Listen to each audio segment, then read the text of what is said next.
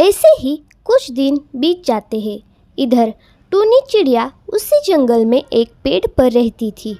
वह बेचारी भी अपनी बदसूरती के कारण लोगों का मजाक बन चुकी थी। वह बदसूरत होने के कारण उसे कोई भी पसंद नहीं करता था और ना ही उससे कोई शादी करना चाहता था। एक दिन टूनी चिड़िया के माता पिता उसके लिए रिश्ता लेकर आए थे, लेकिन उन्हें खूबसूरत लड़की चाहिए थी। देखिए बहन, हमारा लड़का बहुत ही सुंदर है और उसके लिए हमें वैसे ही एक सुंदर बहू चाहिए। आप अपनी लड़की को कब दिखाने ले रहे हो? हाँ बहन, मैं कुछ ही दिनों में अपनी लड़की को आपको दिखाने के लिए ले आऊंगी। माँ, तुम लोगों को झूठी तसल्ली क्यों दिला रही हो? यह बात तो तुम्हें भी पता है कि मैं कितनी भी चाहूँ, इतना भी मेकअप कर लूँ, फिर भी कितनी सुंदर नहीं लग सकती। अब तुम ही बताओ मैं क्या करूँ? बेटा, तुम भले ही सुंदर नहीं हो, लेकिन एक माँ के लिए अपनी संतान हमेशा ही सुंदर होती है। वह सिर्फ अपने नज़रिए से अपने बच्चों को देखती है और मेरे लिए तुम दुनिया की सबसे खूबसूरत लड़की हो। और रही बात लोगों के नज़रिए की, तुम्हें एक बात बताना चाहती हूँ। गांव के बाहर एक सेब का पेड़ है। उसे खाने से कोई भी व्यक्ति सुंदर बन जाता है, लेकिन वह पेड़ वह फल खाने वाले व्यक्ति को एक पहेली पूछता है। अगर वह पहेली वह व्यक्ति सुलझा पाता है तो वो फल उसे मिलता है।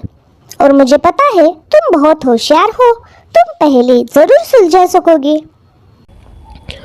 टूनी थोड़ा सोच विचार करने के बाद मान जाती है और उस पेड़ की तरफ चल पड़ती है।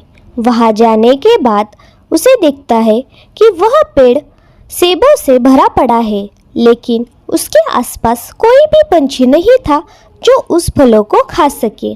उसने वहां जाते ही उस पेड़ से पूछा, पेड़ भाई, तुम अपने फलों को किसी को खाने क्यों नहीं देते हो?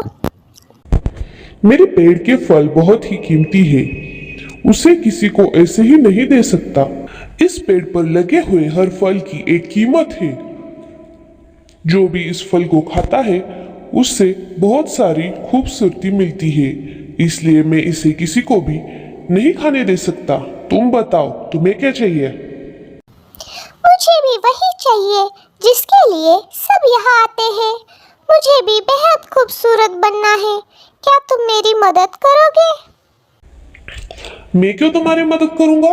तुम खुद तुम्हारी मदद करोगी। मैं यहाँ किसी की मदद करने के लिए नहीं बैठा हुआ हूँ। तुम्हें अगर खूबसूरत होना है तो तुम्हें मेरी पहेली का जवाब देना होगा।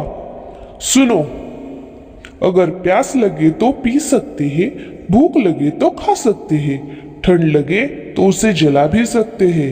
बोलो क्या है वो? इस पर टोनी थोड़ा विचार करती है और मन ही मन मुस्कुराती है, क्योंकि उसे इसका सही जवाब पता था। इसका जवाब है नारियल।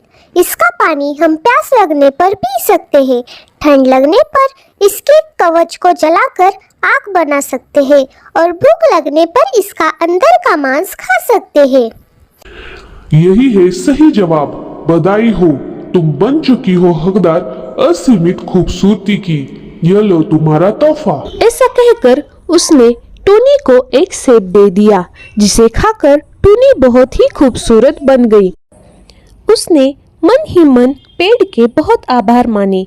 टूनी की जल्द ही अच्छे से लड़के के साथ शादी हो गई। दोस्तों, हमारे चैनल को सब्सक्राइब कीजिए और देखते रहिए Tony story TV. Thank you.